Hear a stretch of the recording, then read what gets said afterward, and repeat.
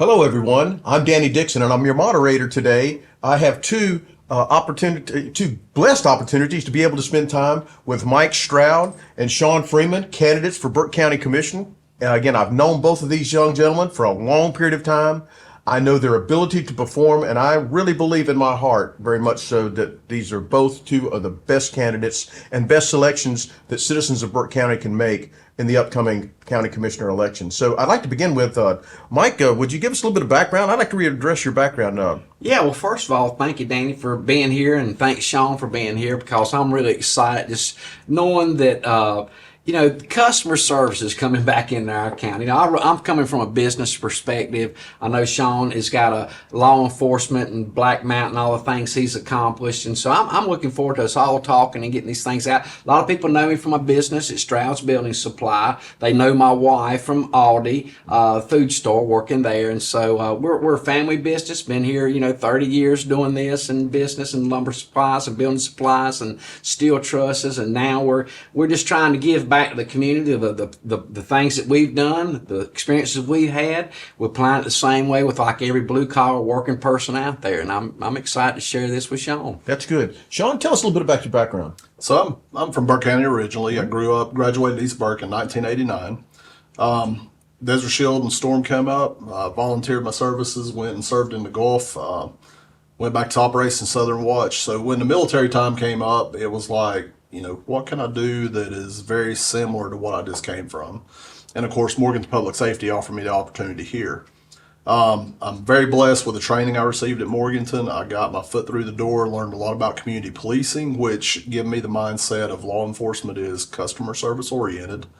Our customer is the law-abiding citizens, and even the citizens that are not so law-abiding. But they're still our customer. Yeah. And so as we went through our career, we had a thing up here called the Blue Elves. Again, just reinforced. My family was very involved with that. And we carried that wherever we went. I was assistant chief on Ballhead Island, chief of police at Beach Mountain, and then ultimately Black Mountain. And so at Black Mountain, we started a fund up there, my wife and I did, where we took care of our elderly citizens at Thanksgiving and Christmas, and then we also took care of needy children. And when we talk about the needs of the children, it wasn't just the toys they needed. We bought the necessities, coats, shoes, pants, shirts, things of that nature as well. So I was fortunate enough to retire a couple years ago, and I focused my time on my grandson. But, as I got to talking to my fellow citizens, they were like, you're retired. You've got a really good background in municipal government and working for the people. You should run for county commissioner. So I waited a little bit. Actually 2 days before deadline, but at the last day I had probably 15 or 20 people come up and look, you really need to go do this. So I talked to my wife, did a lot of prayer, and we decided that if we can help make a positive difference in our community here in Burke County, then that's what we're going to do. And I think that's a grand opportunity. That's why I say I'm very fortunate to have, the opportunity to be able to sit down and talk with you, and just reiterate the fact that some of the questions that I run across in Burke County, they ask a lot of questions, and I defer them to the candidates specifically, because you're the ones that are running. Sure. You're the ones that are representing the people, and I know that again, that when you're selected as the Burke County Commissioners, both of you, you'll do it and represent the county very well. So I'd like to begin with, Mike, I know that, like I said again, your strengths are in the economy. I have watched specifically your business grow over the years. Tell me what's the key to your business strength, your secret? How did you establish your business? Well, the secret for me has always been customer service. We're going to hammer this all the way through, because I always like greeting people, meeting people, taking care of people, servicing people.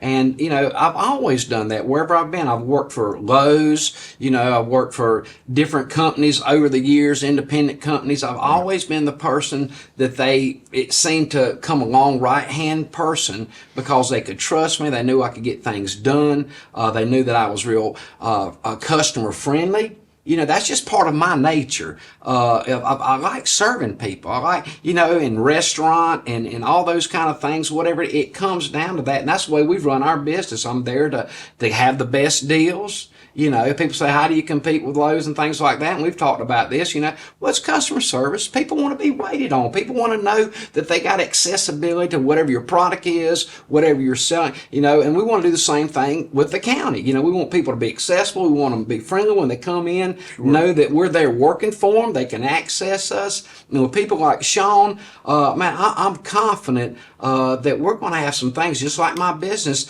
We're just getting started with good things. That's going to be a future for our children, and our future is going to be starting now. I don't believe it's going to be something we're going to see 40 years from now. We're all dead. I believe it's going to be something we're going to see for our kids, our grandchildren, and we're going to get to see ourselves things that we can do right now. Basic things you do in a business every day. Clean up, walk the fence line, patch things, clean things, redo things, make money, and help people. Sure.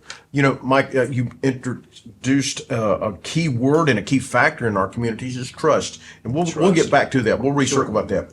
Now, Shawn, again, I know your background as a police chief, as a police officer. I remember when you went through the academy, to be quite honest with you. And you were a stellar student back then, and I remember that. And I remember your leadership. And I remember the support that the men and women within the academy, they really supported you so much because they knew that you were an outstanding leader. So, again, you've been a police chief. You've taken your department to multiple levels. What's the key to your success? So I think it's building a team. When we talk about team is not just the county commissioners in this case. Team is community. Yes. And we have lost the team community atmosphere, meaning that when I would go into a department, the first thing that I had was an open door policy, which, if you need to get in contact with me, I'm always available. Yeah. It doesn't matter time of day or night. They knew my door was open. They felt comfortable, even though I was the chief a lot of times. And I can tell you, when I was a young officer, I was very much intimidated going into the chief's office, even if it was just to talk to him. But nonetheless, my staff felt comfortable coming in. I can tell you right now that I don't necessarily have all the answers. But I'll tell you what, with a team in our community, we can build the right answers. But that's exactly what we did. So they would come in and I would put something out, and let's say there was some sort of change that was coming up. I would have staff come in and say, you know what, I think this is the craziest idea I think you've ever had. Tell me why. And they would go through, A, B, C, D. In some cases, I'd have to sit back in my chair and I'd be like, you know what? I didn't think about that. Let's hammer this out and see if we can make it work. Right. But in some cases, I had done much more due diligence than that, and I was able to say, you know what, I thought about that. Here's why it will not work. And they were like, oh, well, I didn't think about that. But the whole point is we have to allow input. We have to allow say from our communities in what transpires in their areas. Yeah. And we're not doing that currently. It's more of a do as I say, not as I do. Like, trust me to do it. Right. Well, and it goes back to Ronald Reagan, what he said. And I told Mike before, Ronald Reagan said, the 10 most terrifying words or something similar to this that in the American language is, I'm from the government, I'm here to help. Exactly. We are not the end all do all as county commissioners if elected. The say comes from the people, and we have lost that in politics. I'm no politician, Danny. I've spent 30 plus years keeping politics out of law enforcement. Exactly. I've had to arrest council members, other law enforcement, which is not fun. It's not a good thing to do. No. But the point is we kept it out, and we were fair and just across the board. It didn't matter if you had money or didn't have money. And I think that we have to take that mindset of team building and input, and we have to allow our citizens a say in what's happening in our communities. If we have big projects, it's not for somebody like if Mike and I are in there. We don't have the say. It's not for Mike and I to say, yep, that's exactly what we need. Right. It's for us to turn around and say, you know what, we need some community meetings. We need to sit down, especially in the communities that are being affected. Yeah. And let's have multiple meetings. Let's talk about, what's the pros, what's the cons. Let's paint this picture, and can it work? Yeah. And if it can, make it work. But it goes, again, just answering your question, team is what we've got to build here. Exactly. And that's what makes things successful. I really believe that. And I'm glad that we're having this forum this morning. Yeah. I really am. I'm really excited about this because, again, I've always believed that teamwork leads to success. And again, by building on each other's strengths. Exactly. And I think, again, that's where I'm going with this. And because I would like to recircle and visit this, because again, just last night I was teaching in Boston about transparency and trust. And so again, That's a Mike, big one. how do you plan on, and as far as I'm concerned, being more transparent? You know, county commission meetings, I know sometimes have to go into closed door sessions because of liability or legal issues and things of that nature. But how can we revisit and build this teamwork between the citizens of Burke County and the transparency that the commissioners have? Well, what I'm hearing from everybody, from party lines to citizens and everybody I talk to, there's no transparency. We throw some things up there, on the board and stuff like that, but there's no interaction. Right. You got to have interaction with people, just like Shawn was saying. You've got to have that team in place, and people got to know they can approach you, that they can ask a question about this, and that's the only way it's going to be resolved, is to do it like that. So I agree. So again, Shawn, you expounded on that as well too. So as a commissioner, what would be one of the first leading things you do to enhance transparency? So, one of the things I did when I was a police chief at Black Mountain, let's go more recent, is with all the issues surrounding the George Floyd incident, and the death of George Floyd, you've got to be a visionary in these positions. And department heads, as a county commissioner, you have to be a visionary. So you don't sit back and wait for things to happen. You have to be planning in the event something could happen. So ultimately, we built a community stakeholders group. I went into each community, like Mike was saying earlier. I spoke with those different communities, and when you're in those communities, you can look. If you pay enough attention, you can see who people respect in those communities. You pull them to the table, and you build a stakeholders group. Because what we got to have in this county is our citizens have to have buy-in. exactly. And they have to feel like that they're part of this decision-making process. Right. So we build a community stakeholders group, and we meet periodically to talk about any of the big issues that come up. The only way that we can create transparency is through discussion with our citizens. Right. I think that's getting there, because again, one of the leading factors again that I hear among Burke County citizens, we start talking about our infrastructure. And again, I know, like I said, you've been a leading cause in beautification of the county. Yeah. And again, and I know, like I said, how you take care of the cleanliness of going out and picking up trash along the roadways and stuff like that. You have both been involved in beautification and looking at infrastructure. Mike, what's one of the leading factors that you think is very important, and one of the beginning things that you would consider when we consider the factor of infrastructure? Well, they talk about infrastructure on the website and stuff like that, and I've been involved in those kind of things for years with company I used to work for, doing bridges and dams. Before they'd always do the repair it before they tore it down and put a new one in and stuff like that. And infrastructure, we've got some of the best people here locally. Talking about team, I'm connected with people from all kinds of places that have worked all over our state in big positions, and we've got these local people that can help us with the infrastructure, with our bridges. Now I say, we're doing all these things. I think they can't even get the Cathy Road Bridge. I think there's a hold up on it or something. And that's just that ain't nothing. You could throw that over a river and with a crane and stuff like that. Why this stuff takes so long and so, when we can get it fixed? Everything's got to be accessible.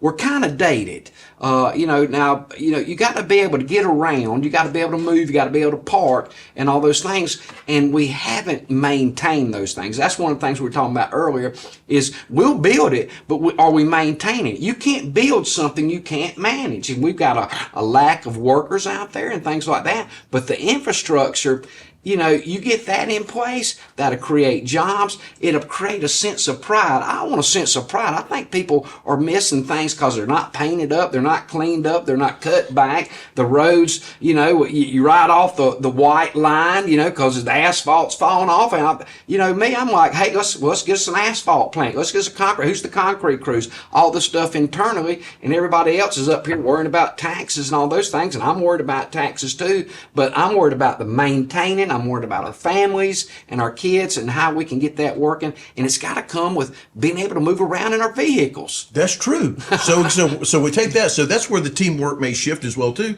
because Shawn, you have experience with writing grants. So again, so could that lead into a prosperous Burke County? There's a current grant out there right now, and I can't remember the name of it, but it is for just that.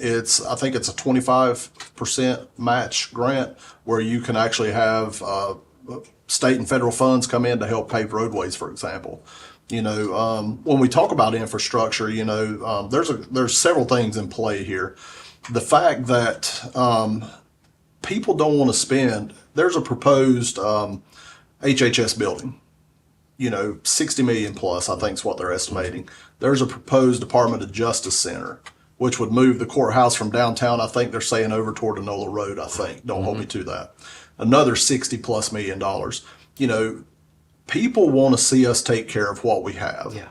And if we're not taking care of what we have, why would we put that much money into something else we know that in, 25 years, we're going to have to replace again? We've got to be focusing on that. And here's my other issue is when we talk about infrastructure, Mike hit on it just now. We should be using the folks that we have. We have a lot of knowledge here within the county, but far too many times we go to Mecklenburg, for example, on property reevaluations. They hired a firm out of Buncombe County who have no idea what our property values should be like. They can compare it to like Buncombe County's, which is through the roof right now. But we have facilities within this county that we could have hired to do the same thing. Why are we not using the folks locally to keep our infrastructure strong? Yeah. Take care of the people we have here. Yeah. Yeah, well, that leads to a good point, because we know that Western Piedmont has prepared so many students in so many different avenues, whether it be, the nursing field, the criminal justice field, now looking, of course, the brand new building that was constructed. I think we all know Joel's done a wonderful job there in preparing, Western Piedmont to lead the future, because again, I want you to think about it.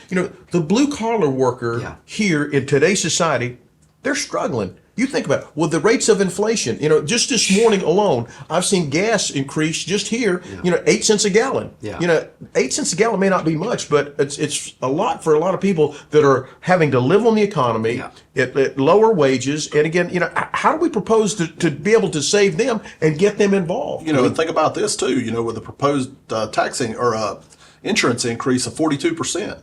In some of the coastal counties, they're saying that could reach up in the 90% range.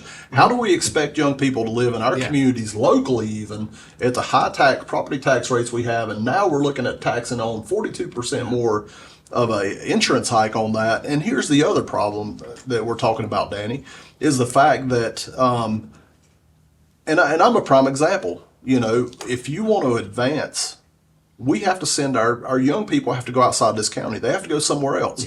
Why would we not be providing? And Western Piedmont's a good start with this. Yes. But we've got to use them. If we're not using them here, they're going to go to where the money is. Absolutely. We've got to keep our youth here. We got to make our families stay here. I remember as a young kid that, and I was telling Mike about this before when we've talked, in Burke County, you had to watch what you were doing, because if I showed my tail, Mike may not know who I am, but he knows somebody that knows my family, and then I have to answer to that to my parents. We were such a small-knit community, even as big as Burke County was then. Somebody knew somebody that knew your parents, but now everybody's moving off. We have nothing to hold our families here. I keep saying we're going to bring them back. They're going back because we're going to make Morganton the best place. And it's going to come with leadership change and people being open with the community, people with vision that can bring the community in there. If you're leaving $1 tip on the table at a restaurant, that's pretty much a slap in the face to the blue collar person. The dollar is just a quarter now. $5 bill is about the new dollar. It's sad that it's that way, but like you're talking about, the blue collar people, the working people, I'm real concerned about those people. There's a lot of people, we got it good in a lot of ways, but the people out there, ever since the 80s, I remember back in the 80s, the waitresses are making the same Was it $2 and something? It's still Wow. at that. I mean, that blows my mind that everything's gone up and people's lives can't keep up with that. I mean, I'm in business and we even max out a lot of times because it's so high. Everything's so high, and I feel for the people around. We go out and we tip. We always try to tip to the people that's out there working because everybody looks beat down to me. They're just like, we need a little bit more, and I just feel like we can bring that. I think we can bring that through everything we're going to offer. I want to piggyback on that because, we're sitting here, and I think that's part of what Mike and I want to do as well, is look at the frivolous spending that we have going on here. There's some instances for some positions that's been added here locally just within, the past year or two that are paying really high wages. And at no point can I see where there was any kind of job assessment done to see if that what they was hired for could actually be dispersed amongst the workers we currently have. Now, with that being said, if that would be the case, and we could do that, then where does that money go? Right. That money could be trickled down into our low-line blue-collar workers, our patrol officers, our EMS workers, those that work our public works departments, to raise those salaries up to make it more competitive. Then we start pulling people that want to come to Burke County, but more importantly, we hold the ones we have. Yeah. And so if we build on that, the people that we already have here, what can we offer them? Yeah. Because what can we offer them? And the reason I'm talking about that, I'm an outsider. I'm from Fayetteville. Sure. You're an outsider. Sure. You're from South Carolina Right. originally. And you're from here. So we figure, 2 out of 3 of us are from what brought us here. So Mike, what is your vision to bring people here? Well, to me, bringing the people is not as important as the people that are already here. I think, the people going to come. I mean, North Carolina's growing, and if you think that it's not going to grow, you want to keep it quaint. We can set those things up. We want it to be the best. People have got the kids that have designed some of these model cities that you see in these pre-high school classes, what they've designed with the engineers and stuff like that.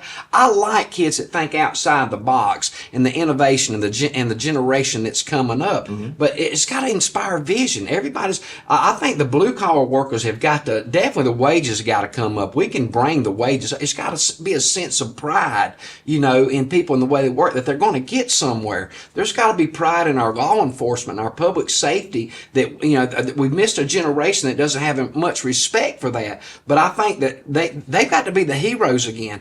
People got to, I always want it to be in public service and safety and a fireman and all the people that take care of us and make things work in the community. And those people have got to be priority in my mind, because they're babysitting all of us. They're taking care of us, make sure that we're safe, we're secure, and salaries got to come up. Those guys got to be the heroes again. And I can bring that vision because I got passion for it. I got passion for the local people, the local team. We got so many talented people here that's beyond what you can see outwardly. You don't even know they're sitting there. And they're superstars, and we've got to let those people shine. I think that's a great way to take a look at it because of the safety issues, what brought us here specifically. And I think about safety consistently. Yeah. I've been in the business for 40 years. So lo and behold, we think about that, and I'm real proud of our law enforcement agencies throughout the county, and our sheriff's department. We're seeing, of course, there's a lot of high visibility out there. I brought up the Kansas City experiment a while back, talking about high visibility would not work in some of the projected areas, but I beg to differ, so to speak. And I know that you both support our criminal justice agencies in our smaller cities, of course, and then, of course, in Morganton. Exactly. And it's good to hear the fact of that, we're not like some places like Asheville who are down, a large right at number. 40%, Yeah. And so again, it's sort of scary to think about. So with that being said in mind, and we know that the outside folks are coming, we're trying to retain who we have here. Mm-hmm. Now, I want you to think about it. Both of you have, I've noted the fact that both of you have mentioned the word visionary. You've mentioned trust. Both of you have.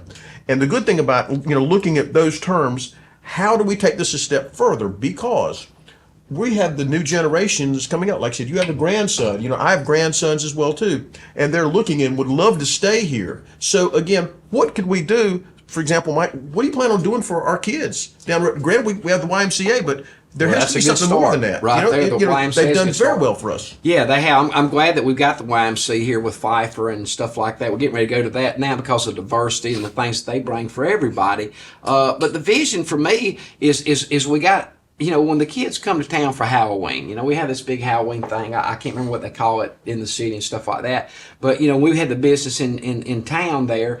I was just amazed at all the kids. I mean, it was just like a sea of kids, and I was like, where are all these kids coming from? We got this many kids. Where are they eating at? Where are they playing at? And we've got some nice things, and they've done some things on the parks and stuff. But they're going to Defy and Hickory because they got trampolines. They're going to Bose because they've got a bowling alley and things and parking and stuff like that. We got the Limble Gorge, and that's great and stuff like that. But families got to have a place to eat. They got to have places to play. They got to have things to do. We've got a wonderful park out here and stuff like that. I just see things need to be innovated and remodeled some. I mean, I'm next level. Sometimes I can be over the top and everybody's pull me back down, but I just want us to have the best in everything, in law enforcement, our families, and things for our kids to do. And I'm not just selling a sack of crap. I'm selling seeds of hope for people. People got to have hope. Without a vision, people perish. It's pretty simple. We got to instill that in the kids and the next generation, and everybody around can have that. That has that. Shawn, what's your take? I can remember as a kid here in Burke County, and I grew up on the East End because I went to East Burke, of course. I remember that it would take sometimes 30 to 45 minutes to cruise from one end of Valdez to the other. So when we talk about, stuff for the youth to do, we got to remember our middle schoolers and high schoolers because, these folks are driving, they want to get together, they want to hang out with their friends and things of that nature. And I remember when there was a big stink about all the cruising that went on, and because I was part of that generation, when they started trying to cut it out. But, here's the plus side of that, Danny, is all the kids were grouped together. Yeah. There was still adults and law enforcement. Yeah. And when we talk about law enforcement, we knew our law enforcement. Yeah. I knew Valdez cops, first name basis. They knew me first name basis. They knew the majority of the kids. And that's where we got to get back to in this community again, is where our law enforcement and emergency responders know our people and our people know them. Yes. Not by, we talk about Mayberry and laugh about it, but that's what we want. Yeah. We want that small town atmosphere where law enforcement knows our kids and our kids know them. Now, to go further with your answer, I don't have the total answer on this because I feel like we need to look at our young kids. You see suicide rates, you see drug overdoses, you think amongst youth that are skyrocketing in other communities.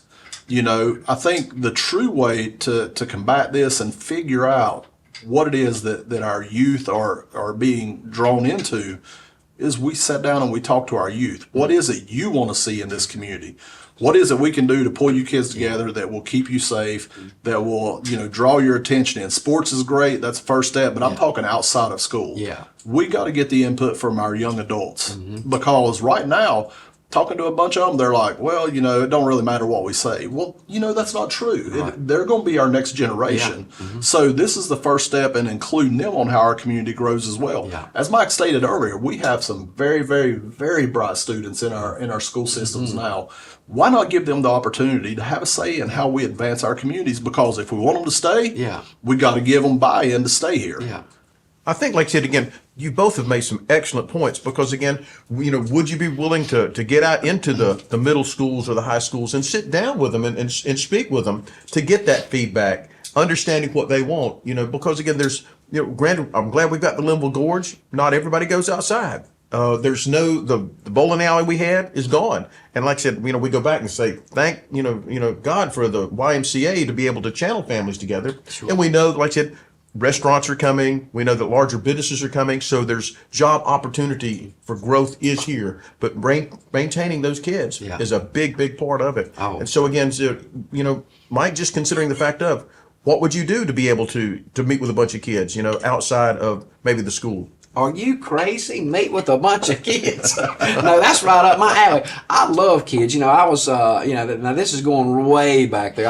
I was a Carolina clown, Palmetto State clown, and one of my favorite things was working with kids. And I guess I've got just an easy face for kids. They like to make fun of me. So when it comes to children and kids, I'm all about that. I've had a diverse life myself with children and and ministry and different things like that, and the kids have got to be priority. And we as adults, we live in a society now where you really have to watch your kids. And it's sad to be that, the trust factor. We talk about trust, transparency, and stuff like that. I've learned through dealing with children and stuff like that, they got to be protected. There ain't no junk going on. I want to know exactly who everybody is, and don't leave your kids and that kind of stuff. We went through some stuff on that kind of stuff, and I thank God for law enforcement and people like that are serving good. But the kids, it's just got to be fun.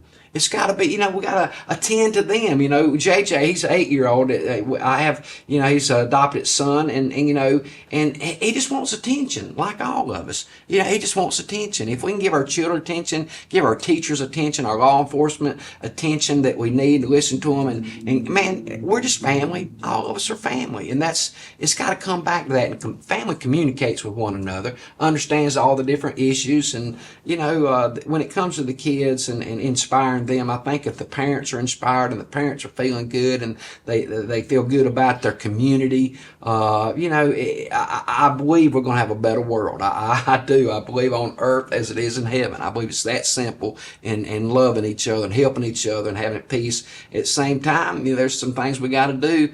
Good overcomes evil, and we'll do that in the right way. It can. And if we don't give our youth the good attention, Yeah, they're going to seek out the bad attention. that's right. So, that's why, so many times, especially in your inner cities and stuff, families are hardworking. Yeah. The parents are tied up at the job. And a lot of times the youth are looking for that family atmosphere. Yeah. And who provides it? Right.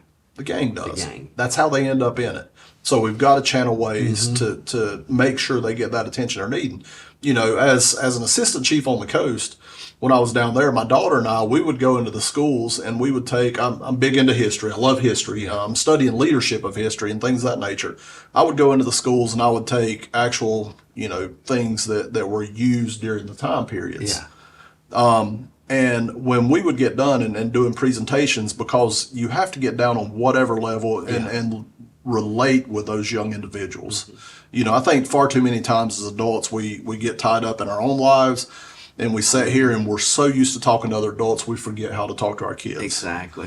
And we've got to figure out how to do that. But we would go in and once my daughter, she'd always get permission to come out of class. So she always loved when I came to schools to talk because she got to get out of class, come to me. But the teachers would hit me up and they'd say, you know what, said, in all my years of teaching, said, I never, ever had a class that was so on fire about history as what this one is now that you've come in. Yeah. But it's about relating. It's about teaching. It's about showing them, what, in this case, what history was really like. What did the soldiers carry? What did they have? And letting them hold those things in their hands. And then all of a sudden, you know what? We have a new fire. Right. And I think that's where Mike and I bring a lot to the table. Yeah. We've had our hands on so many different things through our careers and stuff that it lights a fire, knowing the difference that we can bring back to this community, the tight-knitness we can bring to this community. I think taking care of each other and bringing back, where families stay in Burke County, I think that's what lights the fire in us. Yeah. Is the history we have. Yeah. And I see that with both of you. Like I said, that's why I'm so excited to have the opportunity to be the moderator. And I'd like to be able to, for us to revisit this again. Yeah. So we'll have some more sessions. Mike, final words before we close? Yes. Well, first of all, I'm excited about Shawn. I like being around people. That's a team thing, man. When you got the right people on the team and you're all moving in the same direction, you can throw the ball off to him. He keeps running. He gets tackled. You got people around that you can trust, and everybody in their place can contribute. you know, and when you've got that, you know, everybody contributed in their place, man, it's a beautiful thing, you know, because there's no agenda other than the good of the people, the customer service, the families, the safety of our community, and the betterment of our community. So this is, I'm excited for Shawn, and thanks for doing this, Danny. This is all good. I appreciate it. Yep. Final So words? I'll go back to and piggyback on what Mike was saying. You know, when we talk about team, you know, one of the things that I remember specifically in school and playing sports and football and stuff like that is I remember being on the junior varsity squad. I remember being in, you know, that kind of in between junior varsity and varsity, and then making the varsity squad as well. But here's the thing that taught me is through building teams and strong teams, you always have someone who is ready to step into the role of someone else that either gets hurt or has to step out or whatever the case may be, that's just as strong and just as capable and just as prepared. That's right. And I think that I'm really excited at the fact that, you know, of the possibility of now I've served so many communities outside of my own, from Buncombe County to Brunswick County to Avery and Watauga counties, but now, you know, having the opportunity to come back and serve my own community in a way that I think can make a difference, not just from enforcing laws, but from being able to make a positive impact on how our community grows, how we, you know, engage our youth, how we engage our adults to come in to buy into back into Burke County.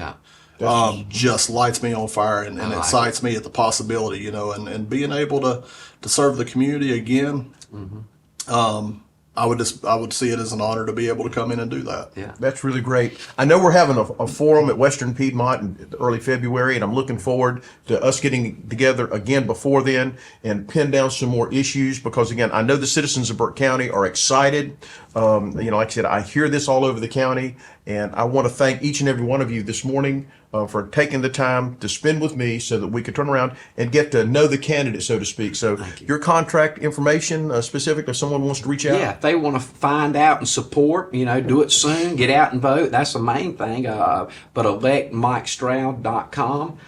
You can support me there. You can see the different videos that we've got, backstories, and what we're planning on doing and how we're approaching things, and, you know, support us. Yeah. Shawn? Basically right now I'm just on Facebook. Again, I kind of got a late start in all this, but you can find me on Facebook. I'm through the town all the time.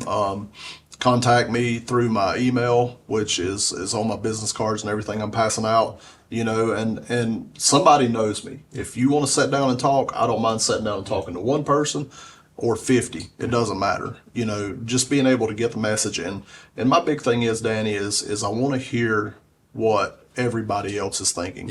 You can't be an effective county commissioner. You can't be an effective elected official if you're not seeking feedback from your people. Absolutely. That's a good point to make. So, ladies and gentlemen, we'll have another session again soon. We appreciate you tuning in today, and I just want to thank each of the candidates. Again, we couldn't ask for any better, a team that's working together to look after all the citizens of Burke County. Signing off, I'm Danny Dixon. Look forward to talking to you again soon.